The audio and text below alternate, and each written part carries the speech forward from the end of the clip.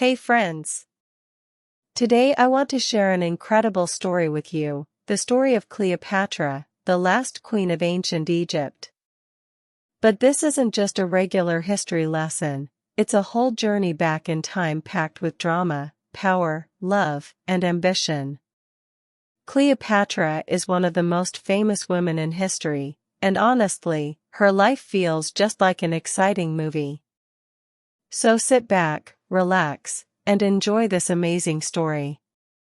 And yep, it's perfect for your English practice too, you'll love every minute of it. Chapter 1: Cleopatra's Early Life. More than 2,000 years ago, in 69 BCE, a baby girl named Cleopatra was born in Alexandria, Egypt. She would grow up to be a queen like no other.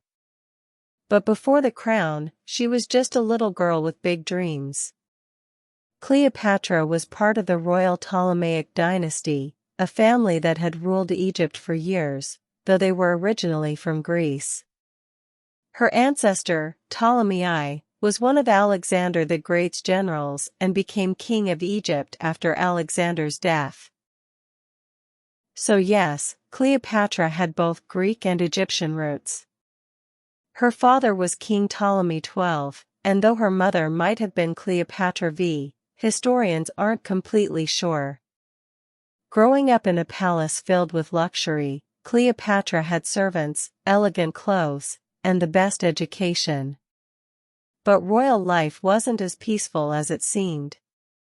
Power struggles in the family were intense, sometimes even deadly. Cleopatra learned early on that knowledge was power. While most women didn't get educated back then, Cleopatra studied hard and learned at least 7 languages: Greek, Latin, Egyptian, Hebrew, and more. Pretty amazing, right? She was super curious too, diving into subjects like science, math, literature, and politics. Cleopatra wasn't just about wearing a crown, she wanted to be a wise and powerful ruler. And guess what? She had another secret weapon: charm. Not only was she smart, but she also had a beautiful, captivating voice and tons of confidence. But her childhood wasn't all sunshine. Her dad wasn't exactly a strong ruler, and many Egyptians didn't like him. At times, the family had to flee Egypt to stay safe. Around the age of 14, everything changed.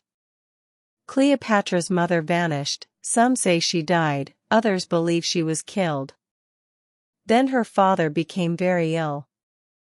Cleopatra, still just a teen, was getting ready to fight for the throne. What made her unique was her love for Egypt. Even as a Greek royal, she respected Egyptian traditions. She was even the first Ptolemaic ruler to learn the Egyptian language and presented herself as the goddess Isis. By the time she was a young woman, she was ready to rule. But it wouldn't be easy, enemies were everywhere. Still, she was determined to be brave, clever, and strong. And that's how Cleopatra's rise to power began. Chapter 2: Cleopatra becomes queen. From the beginning, Cleopatra was meant to rule. When she was just 18, her father passed away. In his will, he stated Cleopatra would rule, but not alone. She had to share the throne with her 10-year-old brother, Ptolemy XIII. Yeah, ancient Egypt sometimes had siblings rule together, even when they were young. But Cleopatra wasn't interested in sharing power. She was way more experienced and educated than her little brother. At first, she tried to work with him, but his advisors didn't like the idea of a strong, intelligent woman in power. They started plotting against her and forced her to flee the royal palace. Imagine that, Cleopatra, the rightful queen, wandering in the desert with only a few loyal followers, no home, no army, and no throne. But Cleopatra didn't give up. While in exile, she came up with a daring plan. She needed help, and that's when Julius Caesar, the powerful Roman general, arrived in Egypt. Cleopatra saw an opportunity. She had to make a bold move to get his attention. One night, her servant wrapped her in a carpet, yes, a literal carpet, and delivered it to Caesar's quarters as a gift.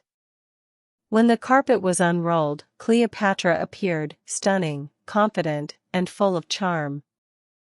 She shared her struggles and dreams with Caesar, and he was impressed, not just by her beauty, but by her brilliance and ambition. Caesar agreed to help her reclaim the throne. Together, they defeated her brother's forces, and Cleopatra became queen again.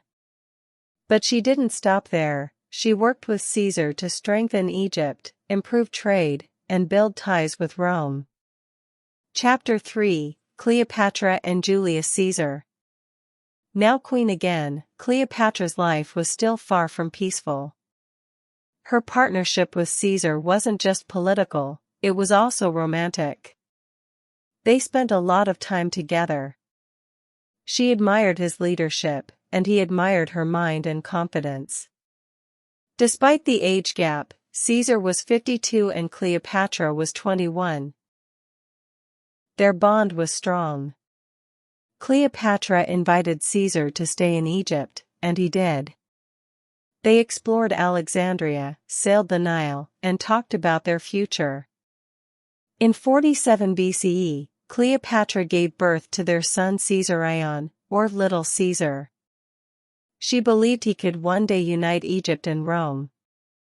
But not everyone liked their relationship. In Rome, people were furious. They saw Cleopatra as a threat.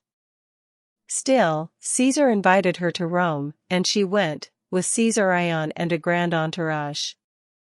She arrived in gold chariots with exotic animals and luxurious gifts, shocking the Romans. She stayed in a villa provided by Caesar and became a fashion icon. But trouble was brewing. In 44 BCE, Caesar was assassinated by Roman senators who feared his power.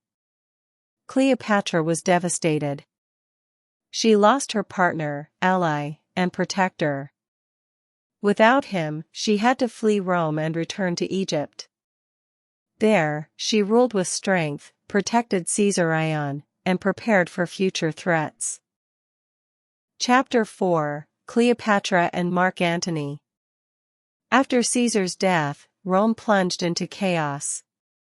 Mark Antony, Caesar's ally, rose to power alongside Octavian and Lepidus.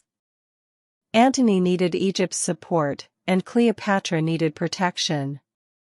So they arranged to meet. Cleopatra made a dramatic entrance in Tarsus, sailing on a golden ship, dressed as the goddess Aphrodite, surrounded by beauty and perfume. Antony was amazed. They instantly connected. He followed her back to Egypt, and soon, they were deeply in love. They had 3 children together and dreamed of building a new empire. But back in Rome, people were furious again, especially Octavian, who spread rumors and turned public opinion against Antony.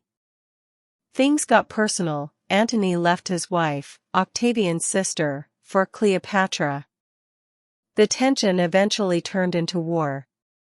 Chapter 5: The Fall of Cleopatra and Mark Antony. Cleopatra and Antony were ready to fight for everything: their love, their family, their kingdoms.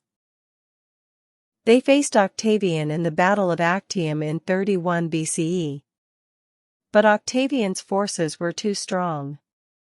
During the battle, Cleopatra's ship suddenly sailed away, some say to protect her fleet. But Antony thought she betrayed him. Distraught, his army crumbled. He returned to Egypt, and Cleopatra explained everything. They stayed united, even as Octavian's army approached. Antony fought one last battle and lost. Believing Cleopatra was dead, he fell on his sword. But she was alive, his servants brought him to her, and he died in her arms. Now alone, Cleopatra refused to be paraded as a prisoner in Rome. In her final act of pride and power, she dressed in royal robes, surrounded herself with treasures, and allowed a poisonous snake, an asp, to bite her. She died on her own terms. Octavian was shocked by her bravery. With her death, Egypt fell under Roman control.